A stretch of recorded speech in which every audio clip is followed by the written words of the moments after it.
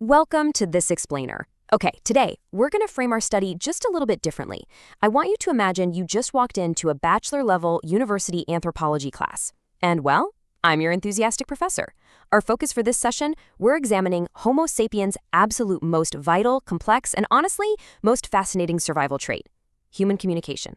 So get ready to take some notes, because understanding how we connect is the ultimate key to acing not just your upcoming exams, but, the whole social world around you. It is often said that we live in an age of communication. But what does it mean to communicate? It's actually a really profound question, isn't it?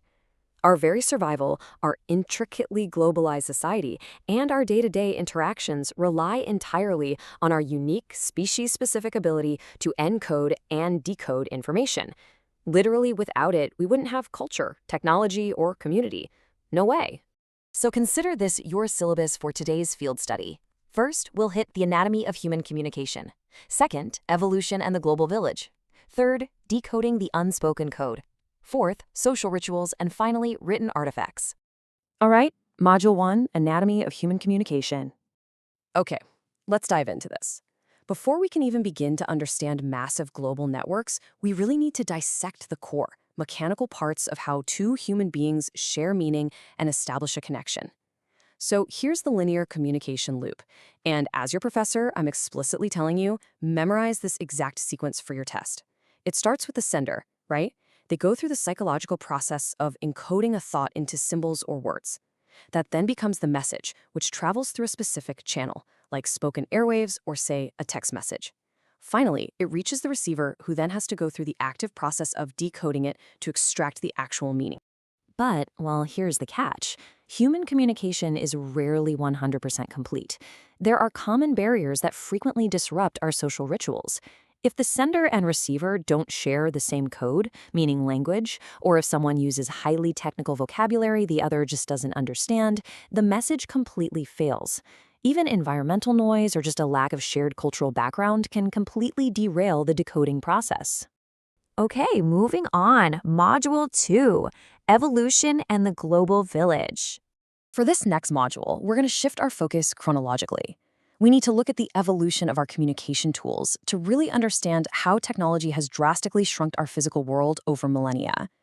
To grasp this, let's frame 36,000 years of human cultural history as a single 24-hour clock, okay? At midnight, our ancestors developed speech and began painting in caves. We go the entire day, and it isn't until 8 p.m. that the Sumerians invent writing. And the Gutenberg printing press? That doesn't happen until 11:38 p.m. I mean, this timeline highlights just how incredibly rapidly communication technology exploded right before midnight in our evolutionary history. And this brilliantly illustrates the concept of the global village. This was coined by Marshall McLuhan. Definitely take note of this one. This shift from an oral, isolated society to a literate, globally interconnected one is a core concept you will absolutely be tested on. McLuhan basically observed that the instantaneous flow of information means an event happening on the exact opposite side of the planet now has the immediate, intimate impact of gossip in a small, ancient village. It's wild to think about. All right, Module 3, Decoding the Unspoken Code. Now, as anthropologists, we have to recognize the fascinating reality that human communication relies heavily on an unspoken physical code, not just vocabulary alone. I mean, consider psychologist Albert Mehrabian's famous findings. Get this, a staggering 55% of the impact of a message comes entirely from nonverbal cues, facial expressions, body language, that sort of thing. Only 45% is actually derived from the words and the vocal tone used. We are a highly visual species, constantly reading each other's physical signals to find the absolute truth behind the words. So the crucial point here is understanding how we use the physical space around us. And that brings us to proximicics, a really important term coined by anthropologist Edward T. Hall. Proximicics is basically the study of the human use of space within a cultural context. Mark my words, it's an absolute must-know term for your finals, because it explains exactly how the physical distance between two bodies dictates the exact strength and nature of their social relationship. Hall defined 4 distinct space bubbles that surround us: intimate, personal, social, and public. Try to frame these in your mind as invisible territorial boundaries that humans just instinctively protect during interactions. Let someone into your intimate space, and it signals deep trust. But force your way into someone's personal space uninvited, their biological alarm bells will absolutely ring. It's like an unspoken dance we perform every single day. Let's keep going. Module 4. Social rituals, meetings, and groups. Let's move to this and see how it builds. We're going to observe how this physical awareness translates into different types of engagement.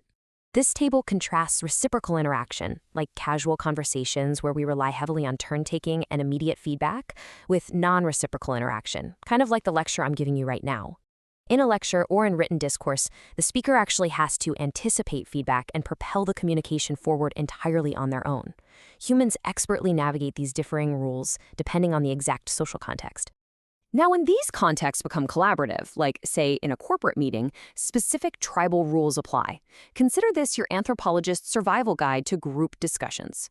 To succeed, you literally must overcome differing communication styles, acknowledge diverse cultural norms, ensure everyone is effectively involved, and, above all else, listen actively. Seriously, expect heavy testing on these concepts of turn-taking and active listening on your assessments. Okay, last one. Module 5. Written artifacts, reading and writing. Here, we're examining the written word and human vocabulary not just as everyday tools, but as enduring cultural artifacts used to painstakingly store and transmit knowledge across generations. Now, what's really interesting about this slide is the vital distinction between the types of words we use to build these artifacts. We have content words, nouns, verbs, and adjectives. This is an open class of words that carry the actual meaning, and honestly, we're inventing new ones all the time. Then we have function words, like prepositions and conjunctions. These belong to a closed class. They don't carry the core meaning themselves, but structurally, they hold the content words together, like the mortar between the bricks. When we weave these words together into larger texts, we utilize different discourse types. And for your studies, you need to easily differentiate between these two major forms. Expository discourse is all about setting forth facts, classifying, and defining concepts, much like a textbook. Narrative discourse, on the other hand, presents information through temporal action and chronology. Basically, it tells a story over time. And when it's your turn to create one of these written artifacts, say an essay, humans follow a very specific step-by-step encoding ritual. First, identify your subject. Second, gather information. Third, determine your specific purpose. Fourth, deeply know the reader you're writing for. And finally, write your thesis statement. Really, memorize this exact sequence. It serves as a perfect, totally foolproof checklist for your academic writing. Which brings us to the end of our class today. As you sit down to encode your own knowledge onto your upcoming exam papers, I want you to ask yourself, what kind of cultural artifact are you about to leave behind? Will it clearly decode for your reader? By understanding the anatomy, evolution, and rituals of human communication we cover today, you possess the tools to make absolutely sure your message is heard loud and clear. Class dismissed, and hey, good luck with your studies.